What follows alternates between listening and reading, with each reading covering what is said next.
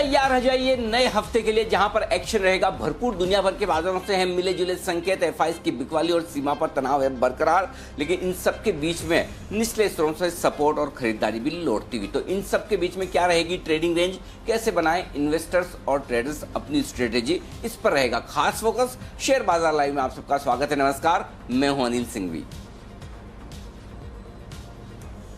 और नमस्कार, मैं हूं दीपांशु भंडारी। अहम हफ्ता है जहां तक बाजारों का सवाल है। कई सारे डेटा पॉइंट्स आने वाले हैं, काफी सारे स्टॉक्स फोकस में रहेंगे और अब तो एक नई आईपीओ भी आ रही है। तो अनिल जी, बहुत सारी चीजों के बारे में बात करनी है। सबसे पहले बताइए सर, आज के बड़े ट्रिगर्स क्या हैं? बिल्कुल, ट्रिगर्स दीप जो दुनिया भर के बाजारों से आते दिख रहे हैं वे बेहद अहम है। और अमेरिकी बाजार भारी उतार चढ़ाव के बीच 160 अंकों के नुकसान के साथ बंद हुए, लेकिन नैस्डैक यहां पर वॉलेटिलिटी बढ़ती हुई नजर आ रही है। 1.25% की कमजोरी के साथ नैस्डैक में हुई है क्लोजिंग शुक्रवार को, और आज अमेरिकी बाजार बंद हैं।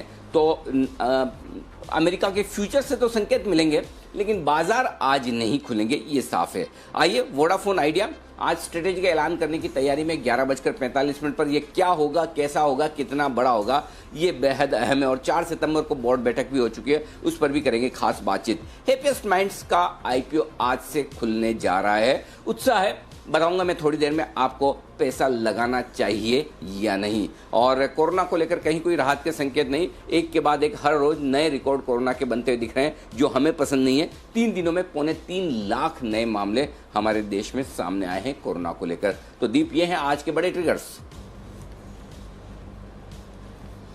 बिल्कुल अनिल जी, और काफ़ी सारी बातों के बारे में आपकी राय जानना चाहूंगा सर। ये जो ग्लोबल वॉलेटिलिटी आई है पिछले हफ्ते की, इसको कैसे देख रहे हैं? आपने नैस्डैक की भी बात करी सर। फ्राइडे को तो 4.5% इंट्राडे गिरा, फिर थोड़ी रिकवरी आई, बट जो एक कमजोरी आई है पिछले हफ्ते और जो वॉलेटिलिटी बाजार में बढ़ रही है, ये किस चीज का संकेत है सर?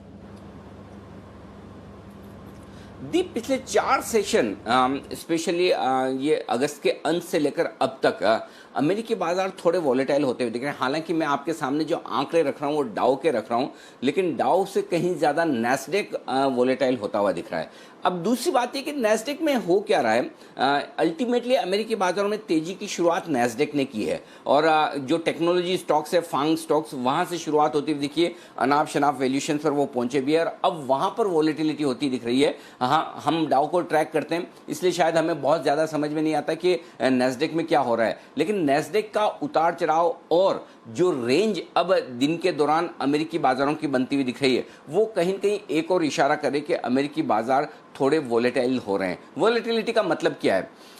आमतौर पर एक ट्रेंड के बाद जब बाजार वॉलेटाइल होने लगते हैं तो इसका मतलब यह है कि थोड़ी प्रॉफिट बुकिंग या थोड़े करेक्शन के लिए तैयार हो रहे हैं। इसका मतलब यह है कि दोनों ही तरफ के ट्रेडर हैं और इन्वेस्टर्स बाजार में एक्टिव हो रहे हैं। जो एकदम शॉर्ट टर्म ट्रेडर्स हैं उनका व्यू अलग हो सकता है, एकदम लॉन्ग टर्म ट्रेडर्स हैं उनका व्यू अलग हो सकता है, लॉन्ग टर्म इन्वेस्टर्स हैं उनका व्यू अलग हो सकता है। और जब दोनों का व्यू थोड़ा सा अलग होता दिखे तो बाजार वॉलेटाइल होने की कोशिश करते हैं। तो ऐसे में आपके लिए सबसे ज़्यादा इंपॉर्टेंट ये है कि आप साफ तौर पर तैयारी रखें अपनी, और तैयारी ये रखें कि अमेरिकी बाजार आपको उतार चढ़ाव कभी भी किसी भी वक्त दिखा सकते हैं। और मैं फिर से कह रहा हूँ, उतार चढ़ाव का मतलब सिर्फ उतार नहीं होता है, चढ़ाव भी होता है। किसी भी वक्त आपको अमेरिकी बाजारों में बड़ी गैप से शुरुआत होने के संकेत ऊपर या नीचे की तरफ आते हुए दिखेंगे, जो कि अब होता दिख रहा है, पहली बात। दूसरी बात, दिन के दौरान भी उतार चढ़ाव बढ़ता हुआ नजर आ रहा है और उसकी तैयारी हमें करनी है। इसका मतलब क्या है? इसका मतलब सिंपल ये है कि जो डाउ फ्यूचर्स तस्वीर दिखाए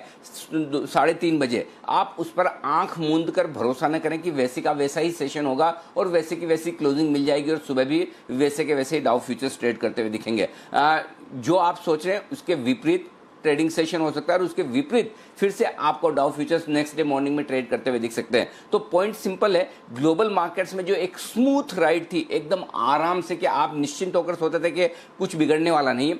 मैं ये नहीं कह रहा कि बिगड़ ही जाएगा, लेकिन यहाँ पर आपको एक चीज़ ध्यान रखनी जरूरी है, थोड़ी वॉलेटिलिटी ग्लोबली बढ़ने वाली है और उसकी आपको तैयारी रखनी है। और तैयारी रखने का सिंपल एक ही सॉल्यूशन है, या तो आप अपनी ऑप्शंस के जरिए पोजीशन को हेज करके चलें, या ओवरनाइट पोजीशन आप अपनी थोड़ी सी कम कर लें। जो मैं पिछले हफ्ते से लगातार आपको कह रहा हूं कि ओवरनाइट पोजीशन हल्की कम रखिए। तो ग्लोबल मार्केट्स थोड़ा डिस्कंफर्ट दे रहे हैं, उतना भरोसा, उतना कॉन्फिडेंस नहीं दे रहे जितना एक हफ्ते पहले था।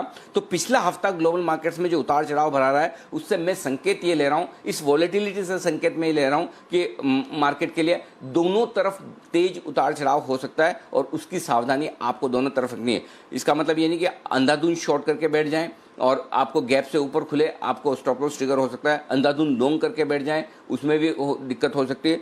बैलेंस व्यू लेकर ग्लोबल मार्केट्स की वॉलेटिलिटी को लेकर चलना आपको बहुत जरूरी है। तो ये आपको ध्यान में रखना है आज ग्लोबल मार्केट्स, इसीलिए मैंने स्टार्टिंग में ये शुरुआत की है दीप ग्लोबल मार्केट्स के साथ। बिल्कुल, और ये ग्लोबल मार्केट के एक्शन की वजह से हमने भी देखा है कि पिछला हफ्ता भारतीय बाजारों के लिए भी सर काफी वॉलेटाइल रहा। एक और बड़ा इवेंट या एक और बड़ी कंसर्न जो मार्केट्स के लिए रही है वो है बॉर्डर का तनाव भारत और चीन के बीच। यहाँ पर कैसे डेवलपमेंट्स देख रहे हैं सर? डिफेंस मिनिस्टर्स के बीच में भी बातचीत हुई मॉस्को में, किस तरह से यहाँ पर नजर रखनी चाहिए और इसका इम्पैक्ट क्या हो सकता है? देखिए दीप, वीकेंड पर जो डेवलपमेंट हुए हैं उसमें कोई बड़ी राहत वाले संकेत तो नहीं है।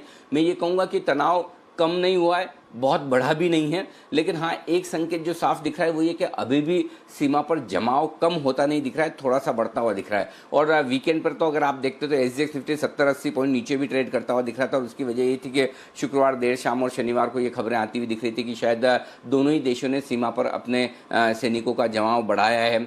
थोड़े एयरफोर्स भी ज़्यादा एक्टिव होते हुए नजर आए हैं, तैयारी करते हुए दिख रहे हैं। तो अभी तक जबकि विदेश मंत्री और रक्षा मंत्री दोनों रशिया में हैं, चीन के विदेश मंत्री, चीन के रक्षा मंत्री भी वहाँ पर है, लेकिन कोई बहुत बड़ी बात वहाँ से अभी तक पॉजिटिव साइड पर निकल कर नहीं आई है। हाँ ये भी सही है कि कोई ऐसी खास नेगेटिव खबरें वहाँ से नहीं आई हैं, और साथ ही ट्रंप साहब ने भी कहा है कि वो दखल देने को तैयार हैं। तो मामला थोड़ा सा अभी भी नाजुक बना हुआ है, और उस लिहाज से आपको सावधानी रखनी है।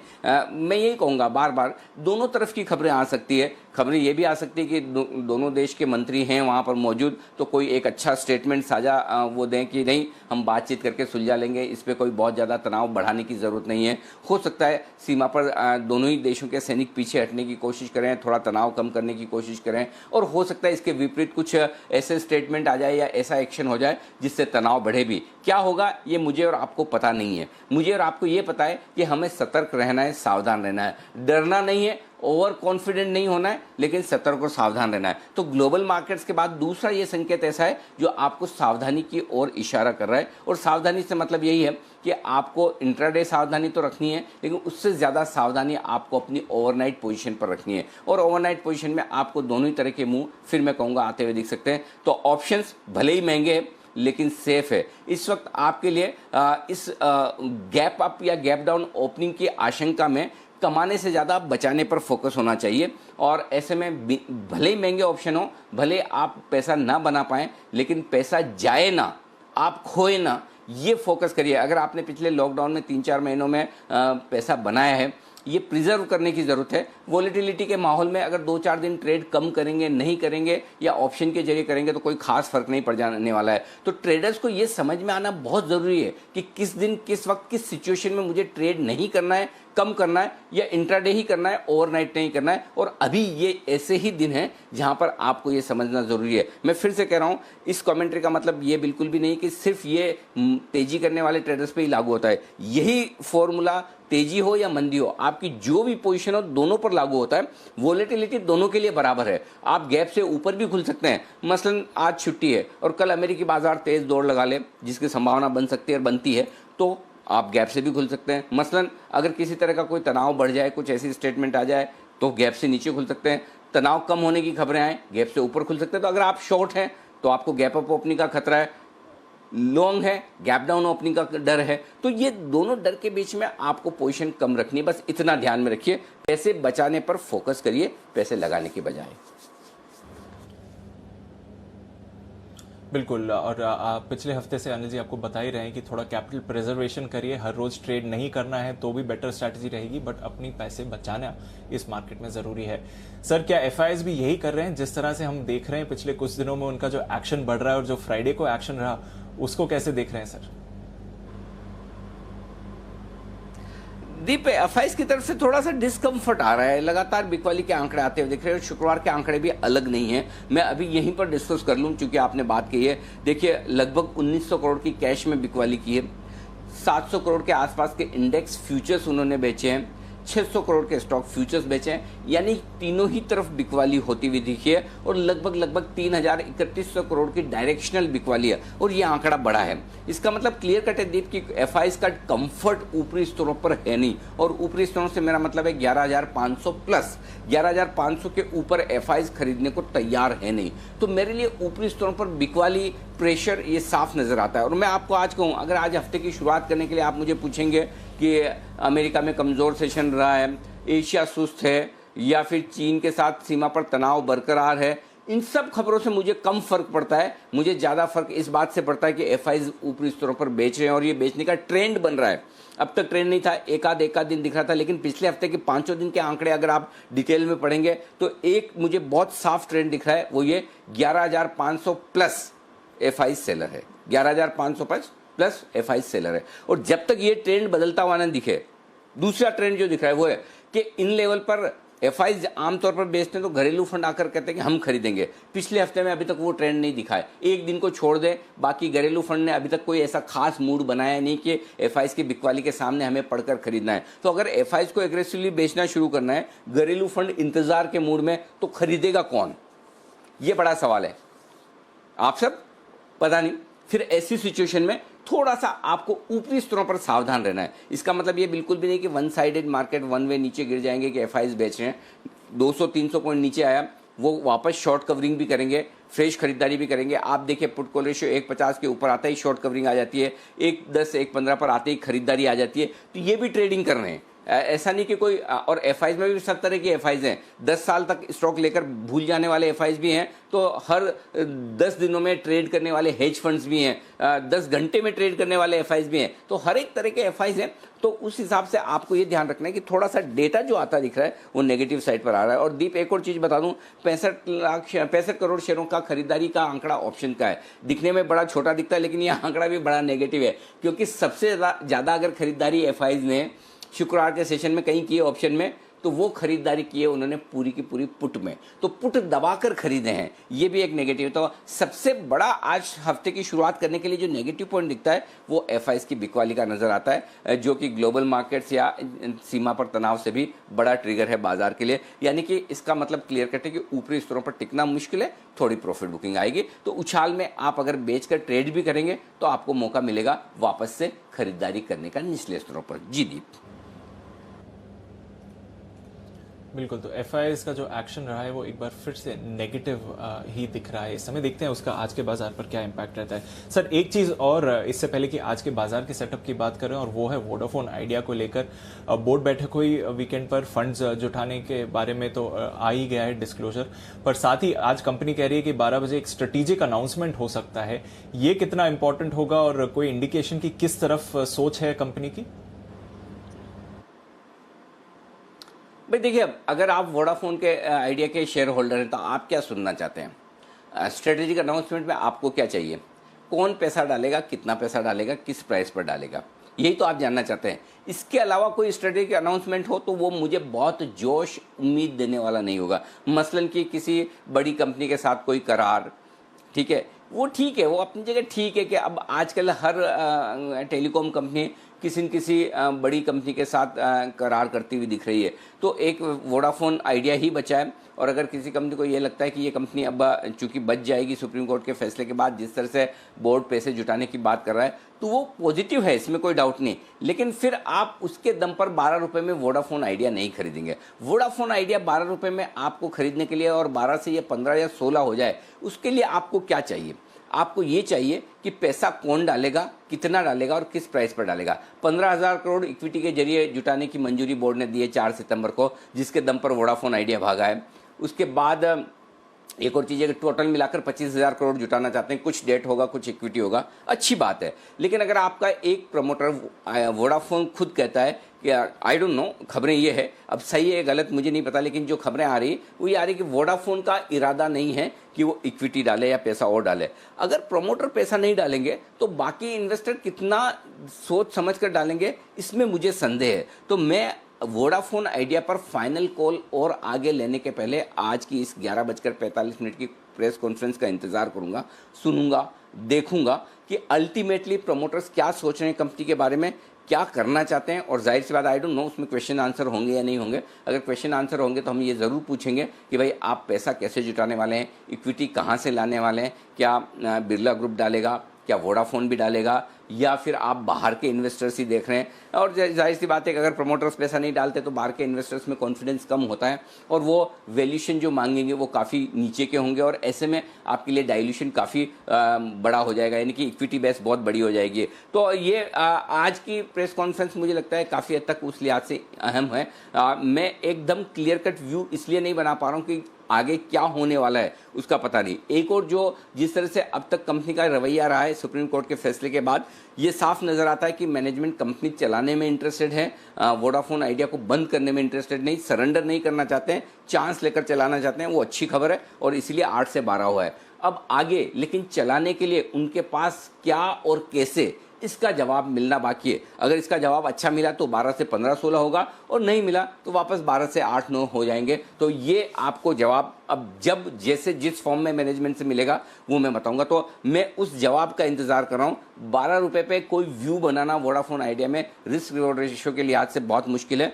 सिर्फ सिंपल है, न्यूज फ्लो या डायरेक्शन मैनेजमेंट की तरफ से वही तय करेगा कि स्टॉक को 8-9 वापस आना है या 15-16 जाना है। दीप,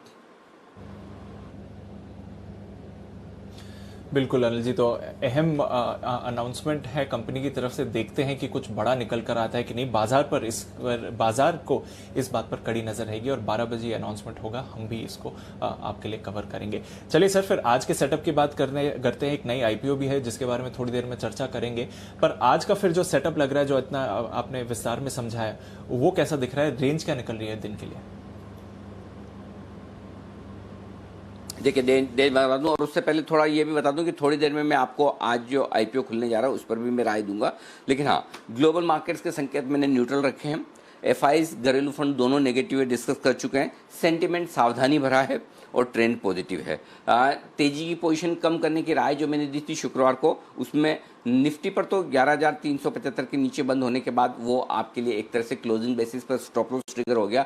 लेकिन बैंक निफ्टी पर 23,000 का जो लेवल दिया था उसके आसपास ही बंद हुआ है। अब मैं रिवाइज स्टॉप लॉसेस दे रहा हूँ। अब 11,175 आपके लिए अगला लेवल होगा, जिसके नीचे अगर निफ्टी बंद होता है तो आपको तेजी की पोजीशन से एग्जिट कर लेना चाहिए। 22,450 बैंक निफ्टी का अगला लेवल होगा, जो आपके लिए क्लोजिंग बेसिस पर ट्रेंड डिसाइडर है। वापस से 11,550 के ऊपर निफ्टी बंद हो, फुल फ्लेज तेजी में आइए। 23,900 के ऊपर बैंक निफ्टी बंद हो तो फुल फ्लेज वापस आप तेजी में आ सकते हैं। आज की छोटी रेंज है दीप 11,250, 11,300। ये डे सपोर्ट जोन है, माफ कीजिएगा, रेंज नहीं, डे सपोर्ट जोन है। ये पहला सपोर्ट जोन है। इसके नीचे अगर फिसले तो 11,125, 11,175 ये आपके लिए मजबूत सपोर्ट जोन होगा। यहाँ पर आपको शॉर्ट भी काटनी है और फ्रेश खरीदारी भी करनी है। ध्यान से सुनिएगा, शॉर्ट भी काटनी है और फ्रेश खरीदारी भी करनी है। 11,125, 11,175 माउथ वाटरिंग लेवल है, बहुत अच्छे लेवल है। 11,200 के नीचे या इसके आसपास से आपको शॉर्ट कवर करने का और खरीदने का मन बनाना शुरू कर देना चाहिए। ये ध्यान में रखिएगा। डरिएगा मत, लेवल पर फोकस करेगा, क्योंकि अगर 11,200 भगवान ने करा आ गया तो आपको बहुत डर लगेगा कि अरे बाजार जा रहा है। लेकिन तभी आपको निचले स्तरों पर लेना भी है। एक तरफा तेजी नहीं होगी, एक तरफा मंदी नहीं होगी, ये ध्यान में रखिए। अगले कुछ दिन आपको इसी तरह से ट्रेड करना है। आपको काउंटर ट्रेड करना आना ही चाहिए, नहीं आएगा तो आपके लिए मुश्किल होगी। 11,375, 11,425 छोटी रेंज है ऊपरी स्तरों की, जहां पर पहले बाजार रुकने की कोशिश करेगा। वैसे मुश्किल है इसे पार करना, लेकिन अगर किया तो 11,475 से 11,550 परफेक्ट प्रॉफिट बुकिंग जोन है ऊपर के लिए। बैंक निफ्टी 22,850, 22,900 मान लीजिए, ये स्ट्रॉन्ग सपोर्ट जोन है आज के लिए। ये टूटना नहीं चाहिए। ये टूटा तो बैंक निफ्टी के लिए मामला मुश्किल भरा हो जाएगा। तब 22,450, 22,650 नीचे आता हुआ दिख रहा है। ये आपके लिए साफ तौर पर ऊपर नजर आता है, नीचे की तरफ 22,450, 22,650। ऊपरी स्तरों पर 23,075, 23,175 ये है आपके लिए ऊपरी रेंज, और अगर इसे पार करके टिके तो 23,400, 23,600 प्रॉफिट बुकिंग रेंज आपके लिए आती हुई दिखेगी। ये आपके लिए लेवल होगा जिस पर आपको फोकस करना है। जी दीप, तो ये आपके लिए सारे रेंज हो गए हैं आज के लिए जिस पर आपको फोकस करना है। बिल्कुल। और दिन की रेंज सर क्या निकल कर आती है, वहां पर क्या रखना चाहिए? और साथ ही अगर बात करें तो जिनकी एग्जिस्टिंग पोजीशंस है उन्हें क्या ध्यान में रखना चाहिए? 11,300 दीप, ये इंपॉर्टेंट दिन का सपोर्ट लेवल है। 11,300, 11,375, 11,300 के नीचे अगर आप ट्रेड करना शुरू करते तो कमजोरी साफ हो जाएगी, क्योंकि 11,300 आपका शुक्रवार के दिन का लो लेवल भी है 11,303, उसके नीचे आप खराब हैं, ये ध्यान में रखिएगा।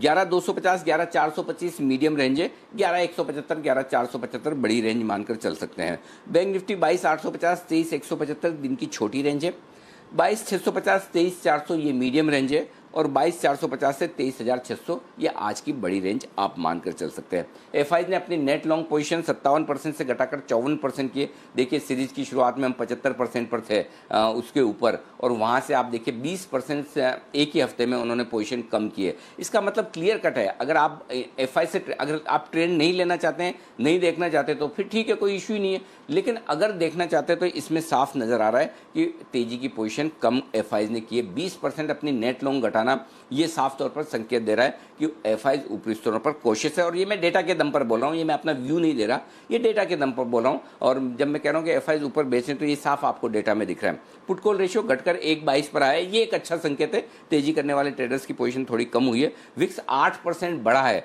वोलेटिलिटी हिंदुस्तान में भी बढ़ रही है और ग्लोबल मार्केट्स में भी दीप, तो ये आपको ध्यान में रखना होगा। जी बिल्कुल अनिल जी, तो थोड़ी वॉलेटिलिटी बढ़ रही है बाज़ारों में, और साथ ही आपको ध्यान भी रखना पड़ेगा कि किस तरह से आप देख रहे हैं एक्शन। पोजीशंस के लिए क्या करना चाहिए सर? अगर नई पोजीशंस बनानी हो तो क्या करना चाहिए? जैसे कि आप बोल रहे थे जिनकी एग्जिस्टिंग है उन्हें तो आज काफ़ी ध्यान रखना पड़ेगा। नई पोजीशंस के लिए भी कोई सलाह दे रहे हैं सर?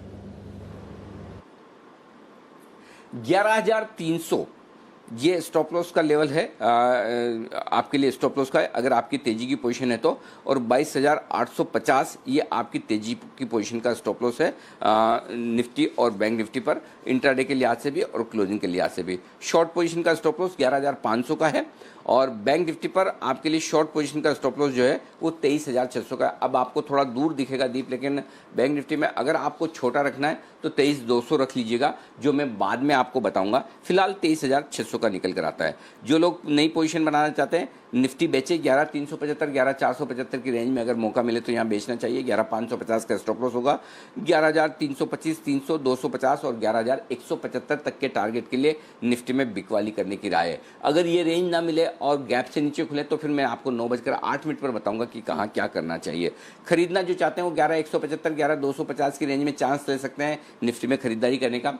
11,100 आपका स्ट्रिक्ट स्टॉप लॉस है। ऊपर में 300, 325 और 375 और 425, 11,425 तक के टारगेट फिर आ सकते हैं जहां आपको एग्जिट करना है। ये है आपके लिए निफ्टी और निफ्टी में खरीदारी और बिकवाली की राय। अब आइए बैंक निफ्टी 23,400, 23,600 की रेंज में आपको बैंक निफ्टी में बिकवाली करनी है। अब वो मिलेगा नहीं मिलेगा कहना मुश्किल है। उससे पहले चूंकि 23,075, 23,175 भी एक स्ट्रॉन्ग लेवल है, हो सकता है हम वहीं बेचें, लेकिन वो मार्केट के मूड, माहौल, एशियाई बाजार और साथ ही डाउ के फ्यूचर्स को देखकर डिसाइड करेंगे कि क्या उस रेंज में बेचना है या 23,400, 600 का इंतजार करना है। फिलहाल इंतजार इसलिए कि हायर रेंज वो सेफ है, वहां पर आपको स्टॉप लॉस लगाना है 23,650 का। 23,200, 100, 23,000 और 22,850 तक के टारगेट के लिए आपको बिकवाली करनी है। अब आइए खरीदारी करने की राय। 22,450 से 22,650 ये बैंक निफ्टी के लिए खरीदारी की परफेक्ट रेंज है। यहाँ आए तो जरूर खरीदिए।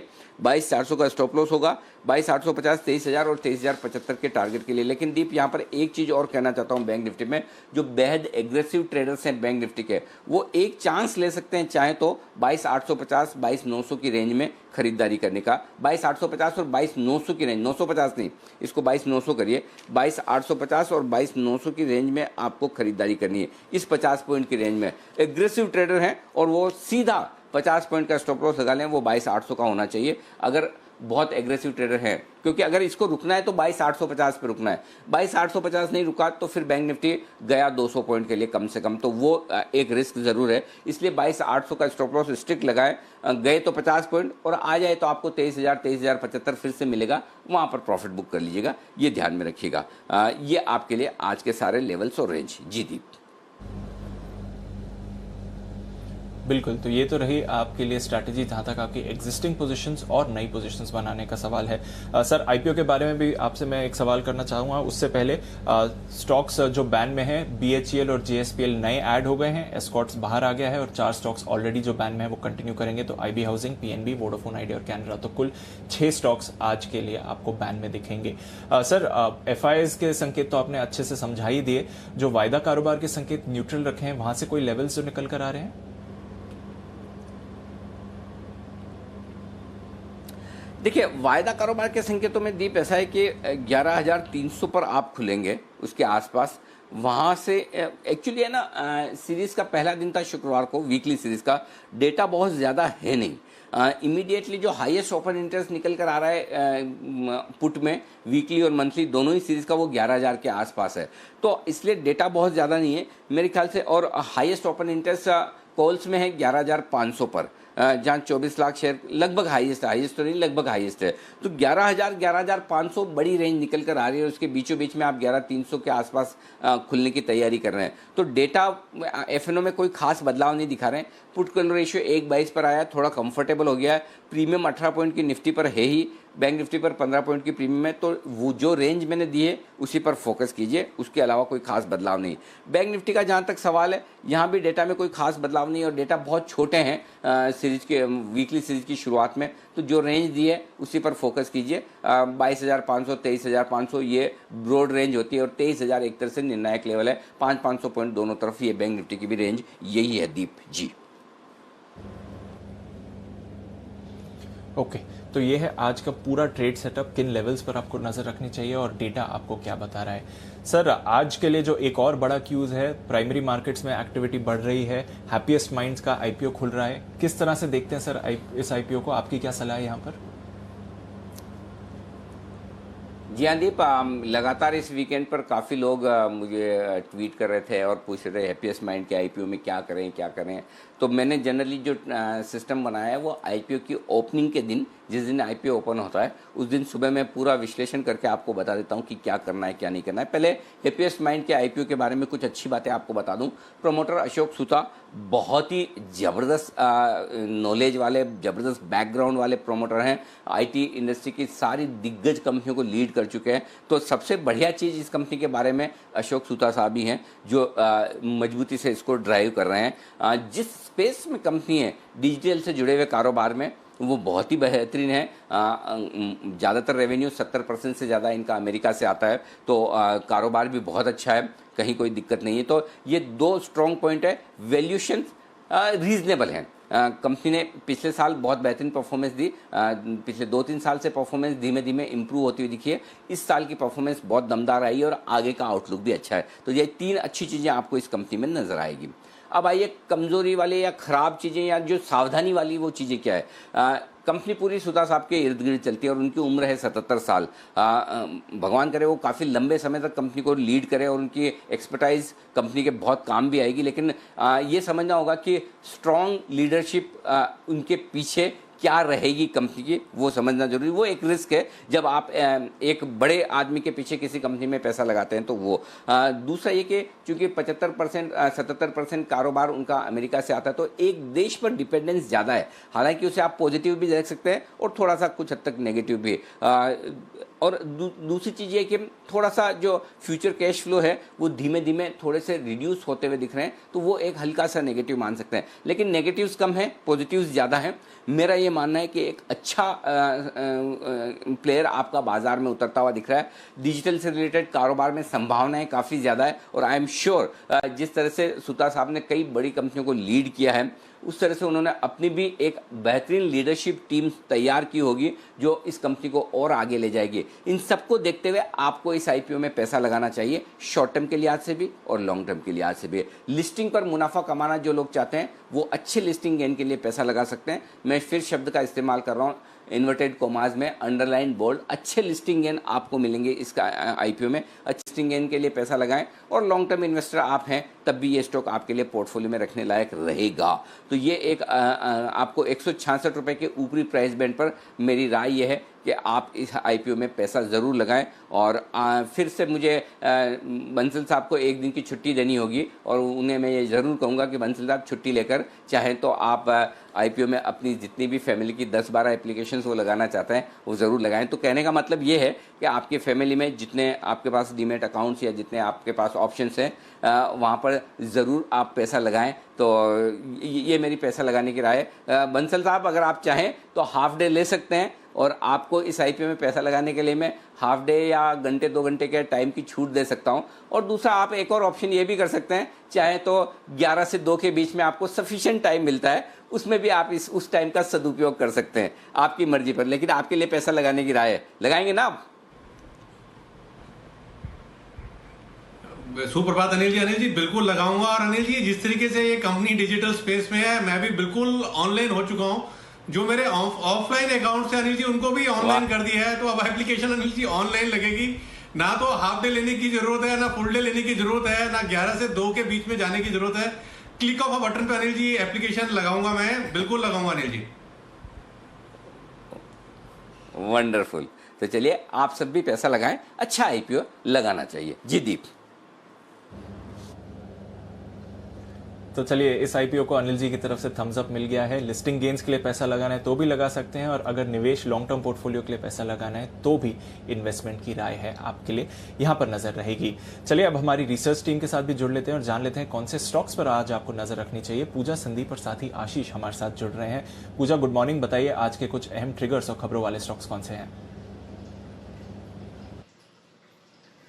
गुड मॉर्निंग पार्शियल, शुरुआत ट्रिगर से करते हैं। आज नतीजों में general insurance Corp, CG power industrial, future lifestyle fashion, Diwali global और पराग मिल्क फूड्स, ये सभी नतीजे कैश सेगमेंट से आएंगे, तो यहाँ पर नजर रखिए। इसके अलावा बैंक निफ्टी की रिस्ट्रक्चरिंग के बदलाव लागू होंगे आज से। और आखिर में EIH की राइट्स शेयर जारी करने पर नतीजों में वायदा बाजार से नाल्को ने अपने नंबर घोषित किए, नतीजे अनुमान से बेहतर देखने को मिले हैं। आय की बात करें 24% की गिरावट दर्ज हुई है। कामकाजी मुनाफा कंपनी का 40% घटा है करीब, लेकिन नतीजे देखेंगे तो अनुमान से बेहतर नजर आ रहे हैं। कैश सेगमेंट से जुबेल लाइफ साइंसेज ने अपने नतीजे घोषित किए, नतीजे कमजोर हैं। आय घटी है 14% से और मुनाफे में भी करीब 52% की गिरावट यहाँ पर दर्ज हुई है। NLC इंडिया के नंबर्स अच्छे दिखाई दे रहे हैं हर फ्रंट पर। आय में करीब 19% की बढ़त देखने को मिली है। कामकाजी मुनाफा 80% बढ़ा है कंपनी का और मुनाफे में भी 20% की बढ़त इस बार दर्ज हुई है। सिंबॉली शुगर्स के नंबर्स मिले जुले हैं। आय में 21% की बढ़त जरूर देखी है, लेकिन कामकाजी मुनाफे के फ्रंट पर देखेंगे तो नंबर्स बेहद कमजोर और मुनाफे से घाटे में आ चुकी है कंपनी। सीमेंट ने भी अपने नंबर्स घोषित किए, नतीजे कमजोर हैं, मुनाफे से घाटे में आई है कंपनी। 3 करोड़ के आसपास का घाटा कंपनी ने इस बार दर्ज किया और आय में भी करीब 60% से ज्यादा की गिरावट इस बार देखने को मिली है। रेपको फाइनेंस के नंबर्स स्थिर नजर आ रहे हैं, स्टेबल है। आय की बात करेंगे तो 4% की बढ़त हुई है, मुनाफे में 3% की बढ़त देखने को मिली है। एसेट क्वालिटी भी स्टेबल है इस बार कंपनी की। गुडियर इंडिया, यहाँ पर नतीजों की बात करें तो नंबर्स कमजोर हैं, घाटे में आई है। 40 करोड़ के मुनाफे के मुकाबले इस बार 6 करोड़ का घाटा, आय में 53% की गिरावट। शादी, यहाँ पर भी नंबर्स कमजोर नजर आ रहे हैं। आय में 65% की गिरावट है और इस बार भी कंपनी ने घाटा ही दर्ज किया है करीब 9 करोड़ का। इसके अलावा ऑटोलाइन इंडस्ट्रीज नंबर्स कमजोर है, यहाँ पर भी आय में 50% की गिरावट दर्ज हुई है। कंपनी ने इस बार भी घाटा दर्ज किया है, 3 करोड़ का घाटा इस बार देखने को मिला है। इसके अलावा हिंदुजा ग्लोबल सॉल्यूशंस, यहाँ पर नंबर्स अच्छा दिखाई दे रहे हैं। आय में करीब 2% की बढ़त हुई है और मुनाफे में इस बार 22% की गिरावट कंपनी ने दर्ज की है। रामकृष्ण फोर्जिंग्स, यहाँ पर भी कंपनी के नतीजे कमजोर ही नजर आ रहे हैं। आय में 71% की गिरावट हुई है और इस बार कंपनी मुनाफे से घाटे में आई है। 13 करोड़ के मुनाफे के मुकाबले इस बार करीब 30 करोड़ का घाटा कंपनी ने दर्ज किया है। और आखिर में बात करते हैं KCP लिमिटेड की। नंबर्स यहाँ पर अच्छे दिखाई दे रहे हैं। आय को छोड़कर अगर आय को देखेंगे तो 10% की गिरावट दर्ज हुई, लेकिन बाकी सब फ्रंट पर नंबर्स बेहतर नजर आ रहे हैं। कामकाजी मुनाफा 12% बढ़ा है कंपनी का और मुनाफे में करीब 27% की बढ़त इस बार दर्ज हुई। भरपूर एक्शन है, काफी सारे मिड कैप अर्निंग्स आए हैं ओवर द वीकेंड, जहां पर आपको नजर रखनी चाहिए। शुक्रिया पूजा। संदीप भी हमारे साथ हैं। गुड मॉर्निंग संदीप, बताइए आपके पास कौन से स्टॉक्स हैं आज? Good morning Deepanshu. सबसे पहले बीपीसीएल यहाँ पे नजर रखिए, जो इनका स्ट्रेटेजिक विनिवेश होना है उसका जो एक्सप्रेशन ऑफ इंटरेस्ट यानी कि जो बोलियां मंगाई सरकार ने उसमें संशोधन करने का सरकार ने फैसला लिया है। और जी बिजनेस ने आपको पहले ही बताया था, तो जी बिजनेस की खबर पर मुहर लगी है। इन्होंने दरअसल अब स्ट्रेटेजिक विनिवेश में एसपीवी को बोली लगाने के लिए मंजूरी दे दी है। तो ये बीपीसीएल के विनिवेश के लिहाज से देखा जाए अच्छी खबर है, और हमने जैसा आपको बताया था वैसे ही साबित होता हुआ दिखा भी है। दूसरी ओर आपको ये भी बता दें, बीपीसीएल में जो कर्मचारी हैं वो हो सकता है कि आज 2 दिन की हड़ताल पर चले जाएं, क्योंकि विनिवेश प्रक्रिया को तेजी लाने के लिए management long term wage settlement आज साइन कर सकती है। अगर ऐसा होता है फिर 2 दिन की जो हड़ताल है उसकी घोषणा पहले ही कर चुके हैं जो कर्मचारी हैं, तो ये इस खबर के चलते बीपीसीएल आज फोकस में रहेगा। एविएशन स्टॉक्स पे नजर रखिए। लॉकडाउन 1 और 2 इस दौरान जितने भी ट्रेवल के लिए टिकट्स बुक हुए थे एयरलाइंस के, उनको पूरा रिफंड देना होगा। ये सरकार ने दरअसल सुप्रीम कोर्ट को एक हलफनामे में बताया है। आपको बता दें 25 मार्च पहला लॉकडाउन शुरू हुआ था और 3 मई को दूसरा लॉकडाउन खत्म हुआ था। तो इस दौरान जितने भी एयर ट्रेवल के टिकट्स बुक हुए हैं उनके लिए अब फुल रिफंड एविएशन कंपनीज को देना होगा। हेक्सावेयर, इस पे नजर रखिए। डीलिस्टिंग के लिए 9 से 15 सितंबर तक इनका जो ओपन ऑफर है वो खुलेगा। फ्लोर प्राइस है 264 रुपए 97 पैसे, और जो मौजूदा भाव है 406 रुपए का, उस वहां से 35% का डिस्काउंट आपको नजर आएगा फ्लोर प्राइस की जहां तक बात है। ऑल कार्गो लॉजिस्टिक्स, यहाँ पे भी बोर्ड ने डीलिस्टिंग प्रस्ताव को मंजूरी दे दी है। 119 रुपए का अभी भाव है, 92 रुपए 58 पैसे ये डीलिस्टिंग का फ्लोर प्राइस तय किया गया, जो कि डिस्काउंट पे है। 4 सरकारी banks, bank of Baroda, Canara bank, union bank और बैंक ऑफ इंडिया, इनकी मूडीज ने जो रेटिंग है लंबी अवधि की उनको डाउनग्रेड किया है। पहले जो रेटिंग थी Baa3 उसे घटाकर Ba1 किया गया है, और आउटलुक जो है उसे नेगेटिव रखा गया है। और छोटी अवधि की जो रेटिंग है उसको भी कम किया गया है, Ba3 से घटाकर B1 किया गया है। पीएनबी की जो रेटिंग है उसे बरकरार रखा गया मूडीज की ओर से।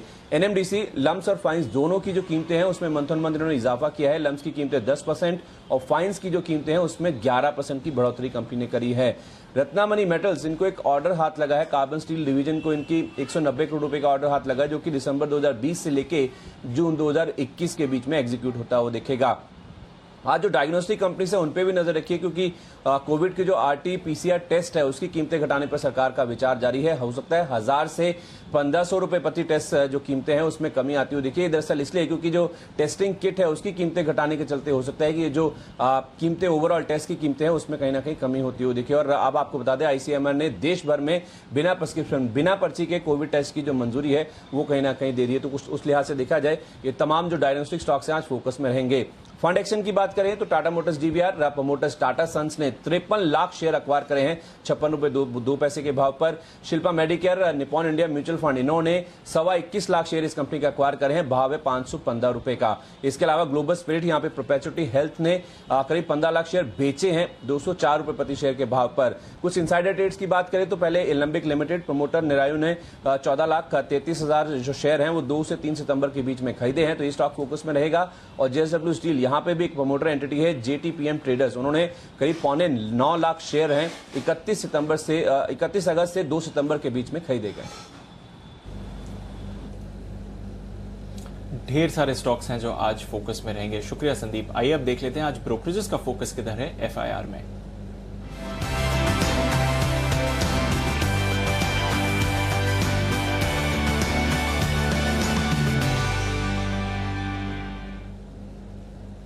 गुड मॉर्निंग आशीष, बताइए कौन सी रिपोर्ट्स हैं आपके पास? Good morning Deepanshu. सबसे पहले बीपीसीएल पर जो जी बिजनेस की एक्सक्लूसिव खबर थी, इसके बाद मॉर्गन स्टैनली की एक बढ़िया रिपोर्ट आई है जहां पर ओवरवेट की रेटिंग को बरकरार रखा है 517 रुपए के लक्ष्य के लिए।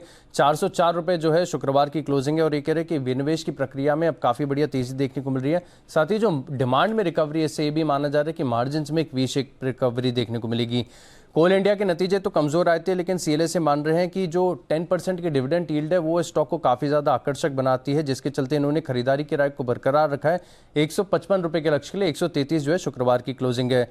रिलायंस इंडस्ट्रीज पर जेपी मॉर्गन की एक रिपोर्ट है जहां पर न्यूट्रल की रेटिंग को बरकरार रखा है 1860 रुपए के लक्ष्य के लिए, और ये कह रहे कि जो रिटेल कारोबार में हिस्सा बिक्री की खबरें वो ऑलरेडी स्टॉक प्राइस में डिस्काउंटेड है, जिसके चलते स्टॉक पर न्यूट्रल की राय दे रहे हैं। स्टेट बैंक ऑफ इंडिया पर एक अच्छी रिपोर्ट आई है एचएसबीसी की, जहां पर खरीदारी की राय को बरकरार रखा है 285 रुपए के लक्ष्य के लिए। 207 जो है शुक्रवार की क्लोजिंग है और ये कह रहे हैं कि वैल्यूएशन के हिसाब से अगर आप देखें तो स्टॉक सस्ता नजर आ रहा है। आखिरी रिपोर्ट है आज के लिए डॉक्टर रेड्डीज पर, सिटी की रिपोर्ट है जहां पर खरीदारी की राय को बरकरार रखा है 5,000 रुपए के लक्ष्य के लिए। 4,322 जो है शुक्रवार की क्लोजिंग है और ये कह रहे हैं कि यूएस कोर्ट में इनका एक दवाई को लेकर मामला चल रहा था जिसमें फैसला जो है कंपनी के पक्ष में है, जिसके चलते स्टॉक पर पॉजिटिव नजर आ रहे हैं। ओके, तो ये है वो तमाम रिपोर्ट्स जिन पर आज रहेगा आपके लिए एक्शन। आइए बढ़ाते हैं एक्शन को आगे। शुरुआत कर रहे हैं हमारे एक्सपर्ट्स के साथ pick of the day.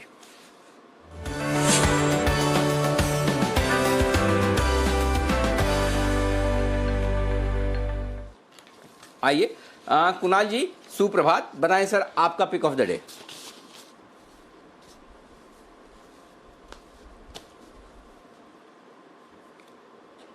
Okay, Kunal ji से संपर्क नहीं। वागले साहब बताएं sir, good morning. Anil ji good morning, Deepanshu good morning. मेरा पिक ऑफ द डे है पेज इंडस्ट्रीज, जिसको बेचना है 18,525 का क्लोज है। मेरा स्टॉप लॉस होगा 18,700 का और मुझे 17,700 तक की डाउन साइड दिख रही है 1 से 2 दिनों में।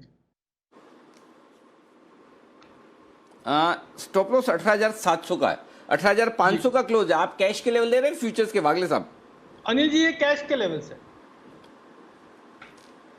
ओके, 18,500 के आसपास बंद हुआ है और यहां पर बेचना है आपको 18,750, 700 के स्टॉप लॉस के साथ 17,700 के टारगेट के लिए। Perfect. Okay, Shubham ji good morning sir, बताएं आप अपना स्टॉक आज का।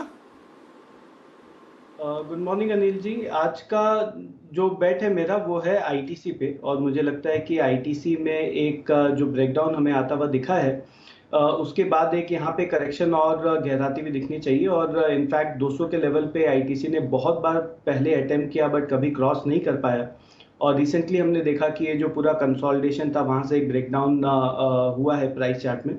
तो आईटीसी पे एक शॉर्ट का ट्रेड है लेकिन पुट ऑप्शन के थ्रू हम पार्टिसिपेट करेंगे। 185 के स्ट्राइक का जो पुट ऑप्शन है 4 रुपये 70 पैसे पे इसका क्लोजिंग आया था, उसको खरीद के चले। यहाँ पे स्टॉप लॉस मेंटेन करें 3 रुपये पे और अपसाइड में 8 रुपये तक का टारगेट इस पुट ऑप्शन के लिए आता हुआ दिखेगा। तो आईटीसी पे एक शॉर्ट की सलाह।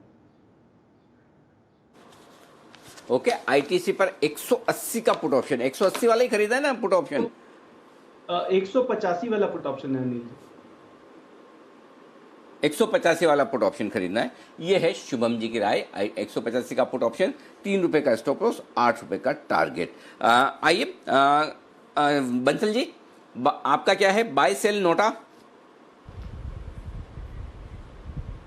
देखिए अनिल जी, मेरी खरीदारी की राय है। उससे पहले एक डिस्क्लेमर है मेरा कि ये जो मैं रेड टाई पहन के आया हूँ ये मार्केट गिराने के लिए नहीं, ये वोडाफोन के बुल को चार्ज करने के लिए लाल कलर की टाई पहनी है मैंने। तो इसको मार्केट की, यूएस मार्केट की फ्यूचर से लिंक ना किया जाए।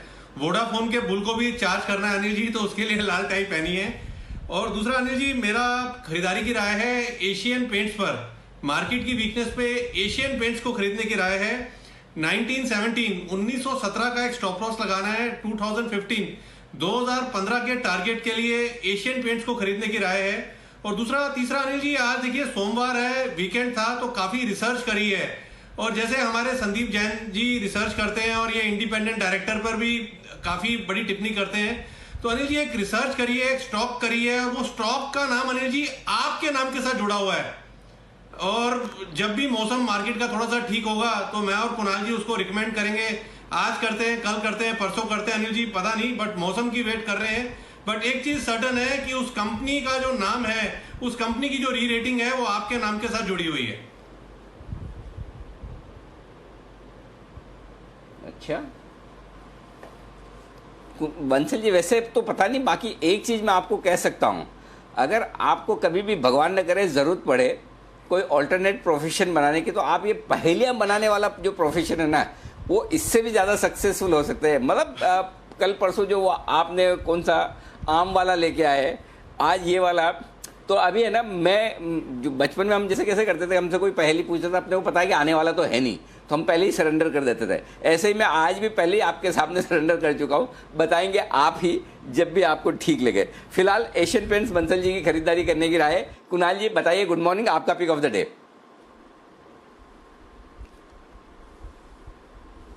Good morning Anil ji, good morning Deepanshu. Anil ji, आज सोमवार है, 2 दिन से आपको अनिल जी देखा नहीं साक्षात, तो आज आपको 2 दिन बाद देखकर अनिल जी वाकई में बहुत खुशी हो रही है।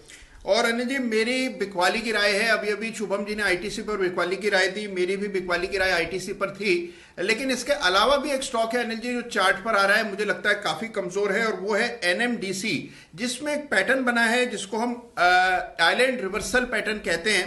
कल इसमें एक बड़ा गैप डाउन हुआ, इससे पहले भी एक गैप हुआ था, तो ये जो आइलैंड रिवर्सल पैटर्न है मुझे लगता है एनएमडीसी को नीचे लेकर के जाएगा। पहला टारगेट 91 रुपए का, दूसरा टारगेट 88 रुपीज का, जिसके लिए शॉर्ट करना है। 96 रुपए पर स्टॉप लॉस रख करके एनएमडीसी में मेरी बिकवाली की राय। ओके, तो ये है आपके लिए एनएमडीसी में बिकवाली करने की राय। आइए जैन साहब का भी करते हैं स्वागत। सर गुड मॉर्निंग, बताएं जैन साहब आपके लिस्ट में कौन से स्टॉक्स हैं?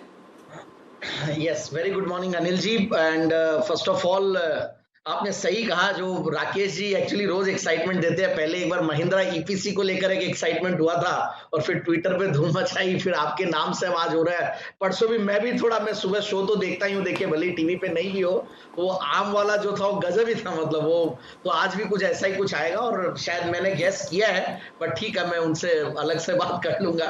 बट स्टॉक जो मैंने रेकमेंड किया है, अब मैं पहले एक बार जो फ्राइडे की शाम को जो स्टॉक्स रेकमेंड किए थे अनिल जी, वो मैं एक बार रिपीट करूंगा। मिंडा इंडस्ट्रीज मैंने इंट्राडे के तौर पे दिया था, LTTS L&T technology and services मैंने पोजिशनल पिक के तौर पे दिया, और वर्लपूल इंडिया मैंने लॉन्ग टर्म पिक के तौर पे दिया था। बट अब उसी तर्ज पे जो आज का जो पिक ऑफ द डे है, सिमिलर टाइप का स्टॉक है सिम्फनी मुझे अच्छा लगता है। ये स्टॉक्स वैसे क्या बहुत बड़ा परफॉर्मेंस दिए नहीं है, और जो रूरल डिमांड है उसका जो चैनल चेक करके पता चलता है कि जबरदस्त रूरल डिमांड है, और कहीं ना कहीं जो मॉनसून बहुत अच्छा गया, जो वेटेस्ट अगस्त गया पिछले कई सालों का, और जो एमएसपीज बढ़िया, उन सब का ये जो टिपिकली जो एफएमईजी या एफएमसीजी या कंजम्पशन वाली स्टोरीज है, इनमें कुछ ना कुछ पॉजिटिविटी दिखेगी। और जब माहौल ऐसा हो जाता है मार्केट में, तो मुझे लगता है डिफेंसिव टाइप के मैकेनिज्म में ही जाना चाहिए। और दूसरा है टाटा कॉफी, जो कि मैंने नीचे के लेवल्स पे भी रेकमेंड किया, काफी बार किया। मुझे लगता है कि वहां पे भी जिन्होंने ले रखा कि नीचे के लेवल्स पे वो होल्ड करे, बाकी यहाँ पे थोड़ी अपॉर्चुनिटीज ढूंढे एंट्री करने की। ओके, तो टाटा कॉफी और सिम्फनी ये 2 मजबूत स्टॉक हैं जो पसंद है इस वक्त जैन साहब को। बहुत ही बढ़िया। आइए अब आगे बढ़ते हैं, और जय ठक्कर हमारे साथ है, जय से भी ले लेते हैं उनका आज का pick of the day. Jay good morning.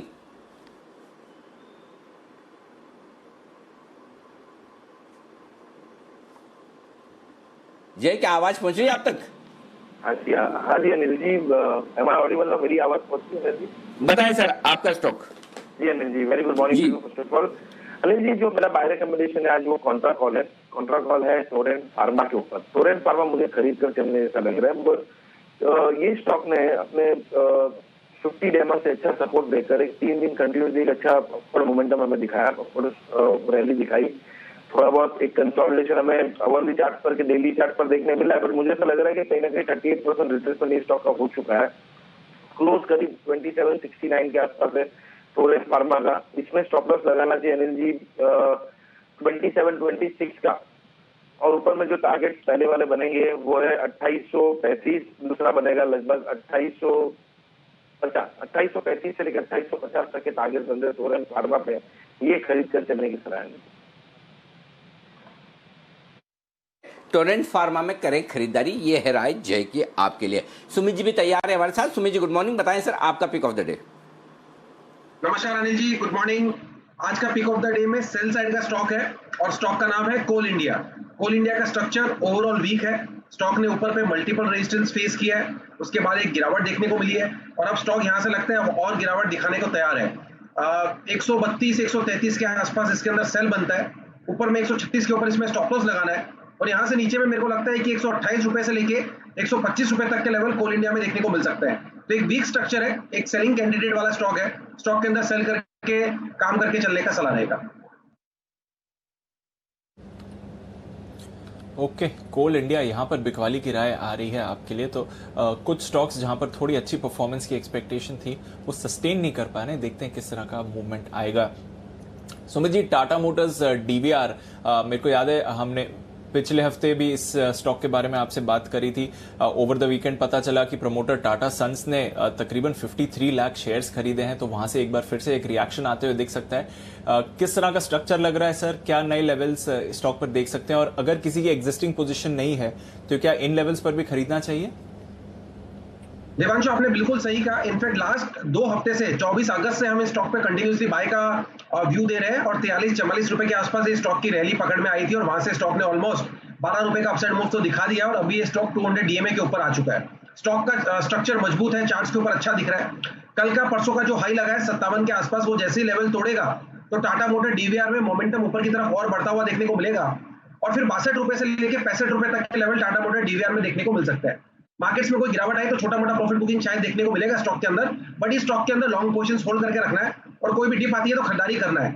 57 का हाई ऊपर में टूटते ही 62 से 65 रुपए तक के लेवल टाटा मोटर डीवीआर में जल्दी ही देखने को मिलेंगे। ओके, टाटा मोटर्स डीवीआर यहां पर नजर रखते हैं। जैन साहब, शिल्पा मेडिकेयर, आप इस स्टॉक को ट्रैक करते हैं सर? निपॉन इंडिया ने यहां पर शेयर्स खरीदे हैं, तकरीबन 21 लाख शेयर्स खरीदे हैं 515 के भाव पर। स्टॉक में भी काफी एक्साइटमेंट रहा है, आपकी कोई राय है सर इस स्टॉक पर? नहीं, बिल्कुल। मैंने इनफैक्ट इस स्टॉक में, मुझे याद है कि बहुत कम लोग जब कवर करते थे तब मैं इस पर्टिकुलर स्टॉक में मैंने राय दी हुई और अनिल जी के साथ एक हमारी पुरानी इनिंग्स में ऐसे स्टॉक्स आइडेंटिफाई करने का एक वो शुरुआत की थी, तो तब मैंने शिल्पा मेडिकेयर दिया था और बहुत अप्रिशिएट भी किया था अनिल जी ने उस टाइम में कहां से ढूंढ के ला रहे हो ये स्टॉक। और अब तो क्या काफी चर्चित स्टॉक है, तो मेरी राय में तो देखिए इस स्टॉक में बिल्कुल बने रहना चाहिए और हम लोगों ने काफी बार इस स्टॉक को रेकमेंड किया है, हर लेवल्स पे किया, 350, 400, 450।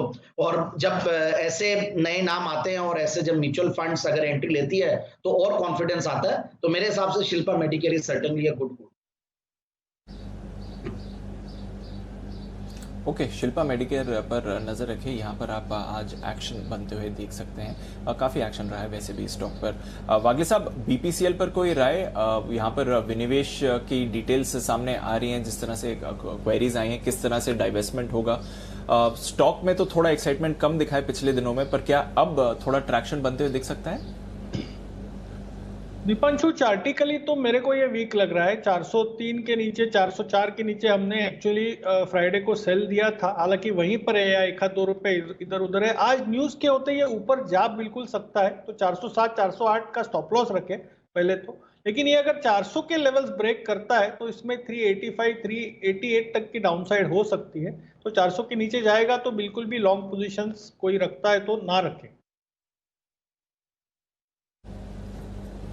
ओके, 400 के नीचे जाएगा तो लॉन्ग पोजीशन नहीं रखिए। थोड़ी हमने वॉलेटिलिटी जरूर देखी है और जिस तरह से कच्चे तेल पर दबाव आया है, शायद आज और रिएक्शन इन स्टॉक्स पर आते हुए दिखे। पर बीपीसीएल पर नजर किए, जी बिजनेस ने आपको सबसे पहले खबर बताई थी इसके डाइवेस्टमेंट को लेकर।